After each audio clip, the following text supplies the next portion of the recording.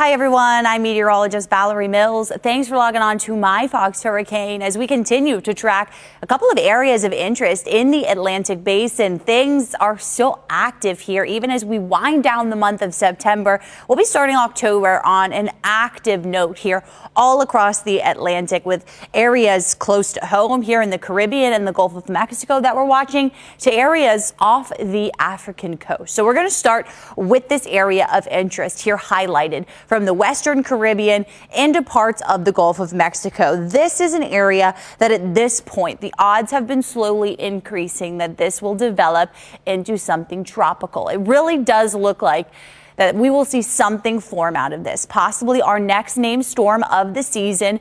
But notice the development odds in the next 2 days, they're just not there. So this is going to be a slow development. So especially by the middle of this week, we'll have a better picture of what we're talking about with the potential strength, the potential track. But this is moving through an area that is just going to be very favorable for strengthening. So that's why at this point we have a pretty good idea that this is going to develop into something tropical in nature, especially by about Wednesday or Thursday of this upcoming week. So those are kind of our takeaway points. We're talking about an area of low pressure likely forming some here in the Western Caribbean, and then it generally moves west-northwest. So it likely kind of crosses the Yucatan Channel.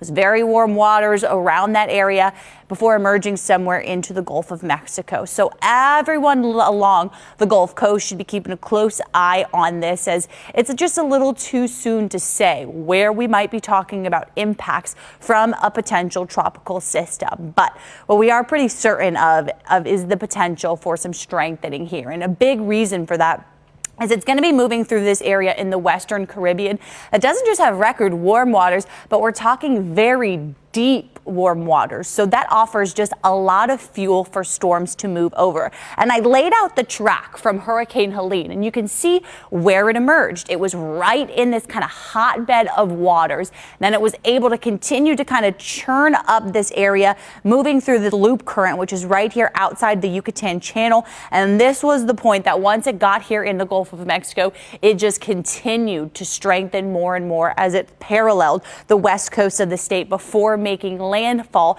near Perry, Florida. That was on Thursday night. And of course, we know Helene made landfall as a Category 4 with 140-mile-per-hour winds. So we're not talking about a same track. It's really hard to say if this is going to be turning east as this one did, but it's just worth noting that we're watching the same area where we originally saw Helene develop, and that's just a lot of fuel for a storm. So as it continues to be in the Western Caribbean and the Gulf of Mexico, that's one of the key things that we're watching. We look at how that reflects to our water temperatures, and keep in mind 80 degrees is the threshold for a tropical system. We're talking 86, 87, in some cases near 90 degrees for our water temperatures. But just off the immediate coast of Florida, water temperatures actually scaled back by a couple of degrees after Helene moved through. So typically we get a brief cool down in those waters. You can see those low to mid 80s here around some of the areas that were more impacted by Helene directly. But with these mid and upper 80s right here through the Western Caribbean and the Western Gulf, that is something that is going to be a main key point for this system that we're watching. So here's a look at what we call our atmospheric spin. This is us for watching for some rotation, and we'll watch here by Tuesday into Wednesday. This is the kind of area of interest that I'm going to be keeping a close eye on. You can see our model indicating here there is some sort of rotation that's going to start to get a little bit more organized. Now, this is not until Wednesday night, so that's why I'm talking middle of the week. That's when we have a better idea of what we're talking about here with this potential system. So it's really not until the end of the week into this weekend where maybe we're talking about a tropical system and some impacts to land. But for right now, it's just kind of a watch and wait game. But there's that area of interest that we're talking about. Very similar location to where I just showed you with Helene and the track that that storm was able to take. So as far as where we stand so far with this hurricane season, it has been a busy one, relatively speaking, because we've had only 10 named storm. That's a relatively high number. But you look at the major hurricanes and the landfalling storms, and that is what has made this season so active, so busy. We've had 7 landfalling storms, 5 of those have been major hurricanes. That's where we're talking a category 3 or above. We look at the stats from last year. Last year, we were able to produce 20 named storms, 7 hurricanes, and 3 major hurricanes. But it was actually the least impactful season for the U.S.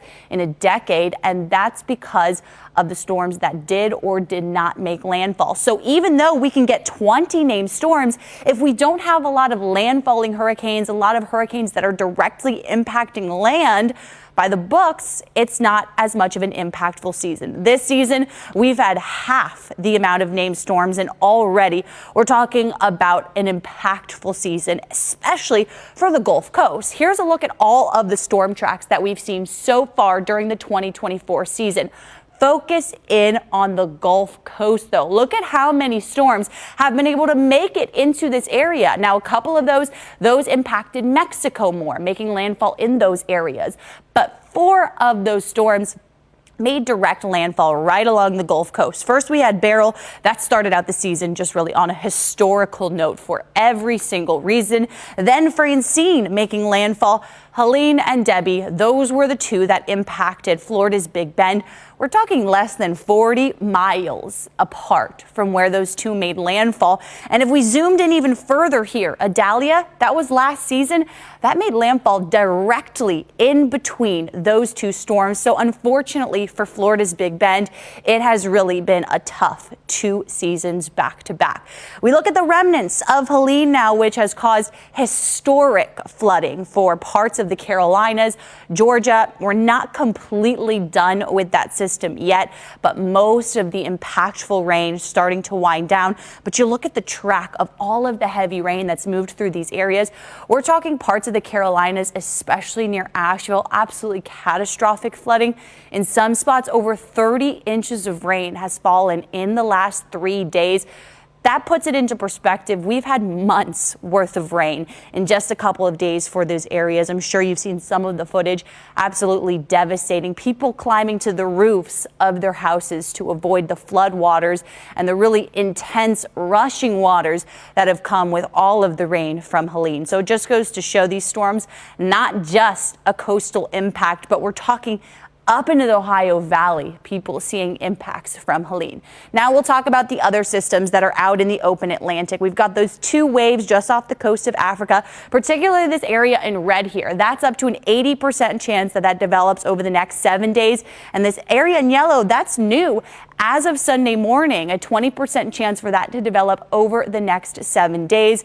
And I will note, as we talk about conditions out in the Atlantic, there's not a lot of wind shear right now. So wind shear, of course, one of the main deterrents against these storms. With weak wind shear, that is not a good situation for those storms as they're moving through the Atlantic. That typically works against strengthening, but we don't have too much wind shear at this point to talk about the next few days. Hurricane Isaac, not going to be an impact to land. That continues moving to the northeast. Right now, 80-mile-per-hour winds, and we're also talking about Tropical Storm Joyce. Those 2 have added to the named storms of the season, but luckily have remained fish storms. That's when they don't impact any land, stay out to the open waters. A good sight to see after what has really just been a busy couple of weeks here. So we're wrapping up the month of September. This is where all of our tropical frequency typically is in September.